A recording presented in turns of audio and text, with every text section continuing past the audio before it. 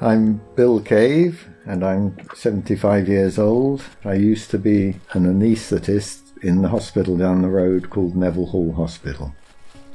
We came to live here in 1992, and we were looking for a property to buy for us and our 3 children to live in, and we hit upon this place almost by accident. It had been on the market for a number of years and nobody had bought it.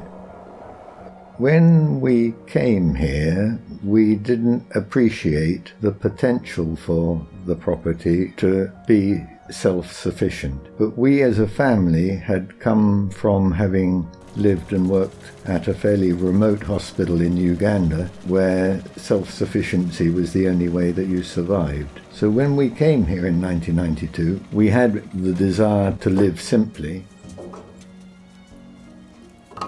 The house is not like most houses in the sense that it does not have any utility supplies other than being on the national grid. So it has no mains water, we don't have gas. The house has to be self-sufficient. The fact that there is always something to do was nice when I was working as an anaesthetist, because it meant that I could come back from the hospital with the stresses of the operating theatre behind me and simply focus on practical jobs. After retirement, it is still the case that having things to do here gives you an excuse to get out of bed in the morning.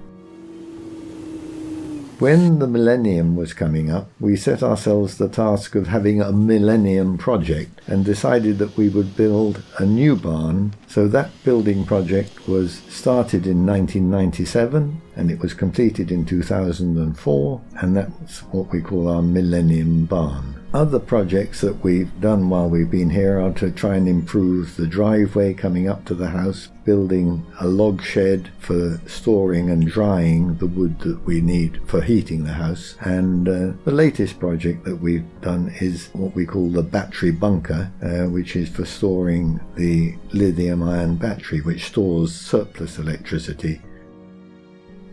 It's taken quite a number of years to get to the point that we're at now. You might say that it's been a long obedience in one direction for many years, and that obedience has been towards the ambition of being self-sufficient. So yes, it's taken quite a bit of work. Life is always more fulfilling when you're aiming at something and then you achieve it. My estimate would be that we save £2,000 a year by not taking any electricity from the grid. Not only do we save not having to buy electricity from the grid, but we get paid for the electricity that we generate, and the income that we get from simply generating electricity is about £1,500 a year. So it's probably worth £3,500 per annum.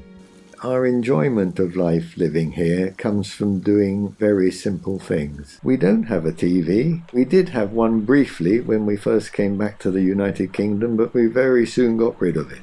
Once you've been bitten by a certain desire to follow a course in life, it's not difficult to pursue it to its bitter end.